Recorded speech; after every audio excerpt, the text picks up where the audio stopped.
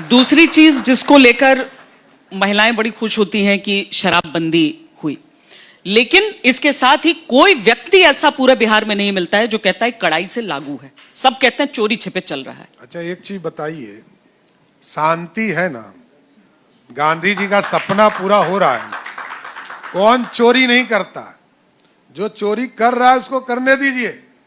नीतीश जी ने अपने जीवन काल में सबसे बड़ा फैसला कभी लिया होगा, उस फैसले का नाम है शराबबंदी।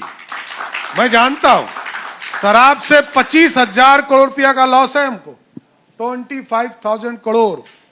हमारे चारों तरफ जितने राज्य हैं सबको पैसा जा रहा है, लेकिन इसके बावजूद मैं कह रहा हूं कि आज किसी भी इलाके में आप चले जाइए, कोई शराबी नहीं मिलेगा। घर में कड़ाई तो की जा सकती है, शराबी नहीं मिलेगा। घर के अंदर कोई पीता होगा, इससे मैं डिफर नहीं करता। कड़ाई क्या करना, कड़ाई करते करते तो इतने चीजों को कितने को जेल में डालेंगे। मैं कहता हूं मतलब ये भी नियति है कि चोरी तो होगा ही। मैंने कहा कि रेवेन्यू का लॉस है दीदी, लेकिन बिहार में अब शराबी सड़क पे नहीं मिलता है, घर के अंदर मिलता होगा, ये मैं कह सकता हूं। नमस्कार, आपने सम्राट चौधरी को सुना, क्या कह रहे हैं ये भी आपने सुना।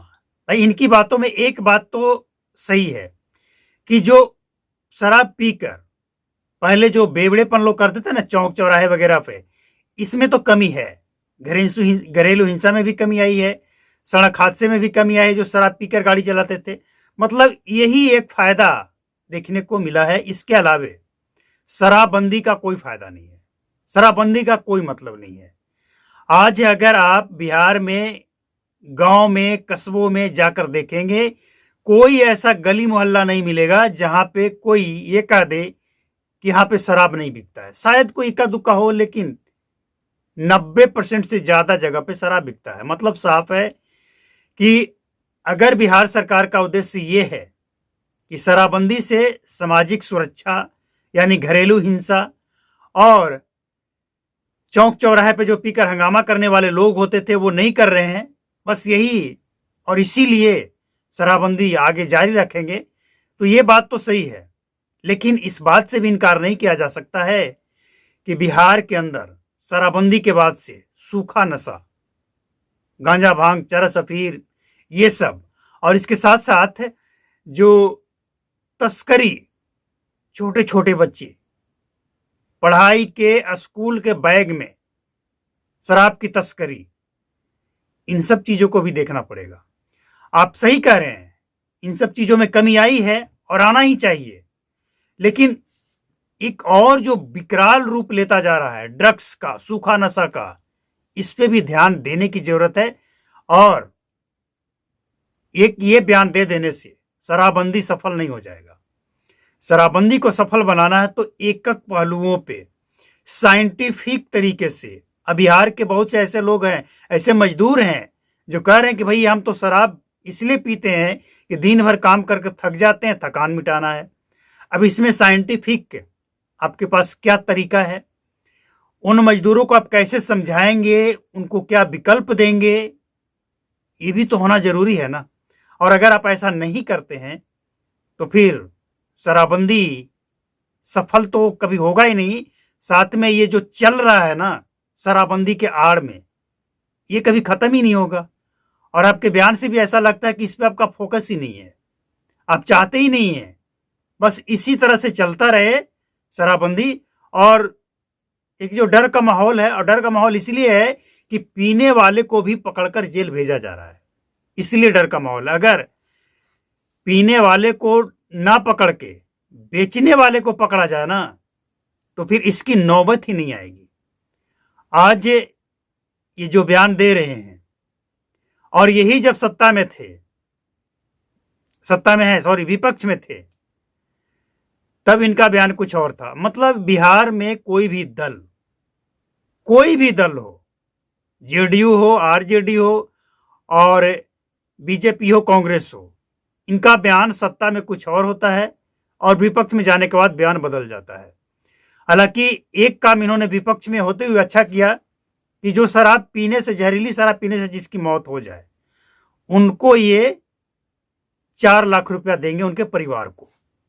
चलिए 4 लाख से उनके परिवार का जिंदगी वापस तो नहीं आएगा, लेकिन जो परिवार है बच गया है, जो परिवार पीछे रह गया है, उसे थोड़ा सहायता मिल जाएगा। ये काम इन्होंने अच्छा किया, लेकिन इससे और बेहतर किया जा सकता है।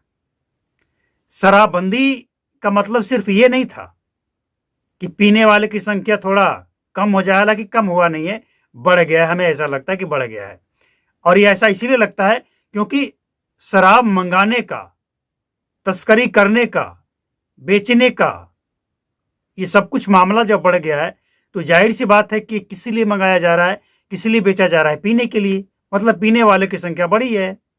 आप समझिए, इलेक्शन चल रहा है और इस इलेक्शन में शराब खपाने के लिए करोड़ों करोड़ों का शराब आ रहा है। ये किस लिए आ रहा है? अगर कोई पीने वाला ही नहीं है तो ये शराब आ किस लिए रहा है? तो इन सब चीजों पे ध्यान कौन देगा? आप सत्ता में है ना, और सत्ता में रहकर एक एक पहलुओं पे ध्यान नहीं देंगे तो जनता सवाल नहीं पूछेगी? पूछेगी, जरूर पूछेगी। शराबबंदी का उद्देश्य ये नहीं था। शराबबंदी का उद्देश्य तो बहुत आगे था, जो बहुत पीछे रह गया है। अब एक सबसे बड़ा मुद्दा बिहार में ये बन गया है, ड्रग्स का। इतनी तेजी से पांव फैला रहा है ना, जिसका कोई लिमिट नहीं है, और इसके लिए कोई विजन ही नहीं है सरकार के पास। कैसे बचाएंगे बिहार को, ये कोई किसी के पास विजन नहीं है। अब आप एक बात और समझिए, नीतीश कुमार के बारे में कहा जाता है कि वो खुद गांजा पीते हैं। भाई इसमें कितनी सच्चाई है हमें नहीं पता, लेकिन कहा जाता है कि वो गांजा पीते हैं। अगर बिहार के सीएम खुद गांजा पीते हैं तो गांजा बैन है या नहीं बैन है? और वोट चोर गद्दी छोड़ का जो नारा लग रहा था बिहार में, वोट चोरी का आरोप लगाकर जो वोट का अधिकार यात्रा चलाया जा रहा था, उस दौरान भी बहुत से नेता यात्रा कर रहे थे, शाम में शराब पार्टी होती थी। कई जगह का वीडियो भी सामने आया, हमने दिखाया भी है। तो अगर ये सब ही करना है सत्ता और विपक्ष को, तो फिर जनता को क्यों शराबबंदी कानून थोप कर रख दिया गया है? और ड्रग्स के मामले में आपके पास क्या विजन है? कैसे कंट्रोल करेंगे? और अगर नहीं करेंगे तो फिर ये शराबबंदी के पीछे पड़ने का कोई फायदा नहीं है। मतलब ऐसा लग रहा है ना कि किसी को आप बुखार से बचा रहे हैं और कैंसर का बीमारी दे रहे हैं। शराबबंदी के बाद बिहार में अगर सिर्फ ये कह के शराबबंदी लागू रखा जाता है कि घरेलू हिंसा नहीं हो रहा है, सड़क हादसा नहीं हो रहा है और लोग पीकर चौक चौराहे पे हल्ला नहीं कर रहे हैं, लेकिन ड्रग्स के चपेट में बिहार जा रहा है, जहरीली और नकली शराब की चपेट में बिहार जा रहा है, तो फिर ये कहावत बिल्कुल फिट बैठता है जो हमने कहा कि आप बुखार से तो बचा रहे हैं लेकिन कैंसर की चपेट में लोगों को धकेल रहे हैं। एग्जाम्पल बिल्कुल फिट बैठता है यहाँ पे ये कि बिहार में यही हो रहा है। आप समझिए, बिहार इस समय 15 से 22 साल का सबसे ज्यादा नौजवान इस समय बिहार में है। 15 साल से 22 साल का नौजवान बिहार में इस समय पूरे देश में सबसे ज्यादा है आबादी के हिसाब से। और अगर ये नौजवान एक बार रास्ता भटक गया, ड्रग्स वगैरह के चक्कर में आ गया, चाहे वो बेचने का हो या पीने का, लेने का हो, तो बिहार बर्बाद हो जाएगा, मुश्किल हो जाएगा बचाना। तो डिप्टी सीएम साहब और मुख्यमंत्री साहब, आपको एक एक पहलुओं पे ध्यान देते हुए समीक्षा करने की जरूरत है। जिद छोड़िए, जिद छोड़ने की जरूरत है। अब जो स्थिति है इस पे नजर रखिए, इस पे चर्चा कीजिए, इसके ऊपर समीक्षा कीजिए कि आखिर इससे आप कैसे बचाएंगे बिहार को। नौजवान अगर रास्ता भटक गया तो पूरा प्रदेश समझिए रास्ता भटक जाएगा। फिर आप चाहे जितना भी विकास की बात कर लीजिए, विकास कार्य कर लीजिए, बिहार कभी नहीं सुधरेगा। आप समझिए, समझना यह होगा कि जो ड्रग्स का होता है ना, ड्रग्स का नशा इतना खतरनाक होता है ये कि एक बार लत लग जाए बाहर निकल नहीं पाएगा, और बाहर नहीं निकलेगा तो उस डोज को पूरा करने के लिए वो कुछ भी क्राइम कर सकता है। फिर जो विपक्ष में बैठा हुआ होगा वो लॉ एंड ऑर्डर पे सवाल उठाएगा, लेकिन कोई फायदा नहीं होने वाला है। एक बार बिहार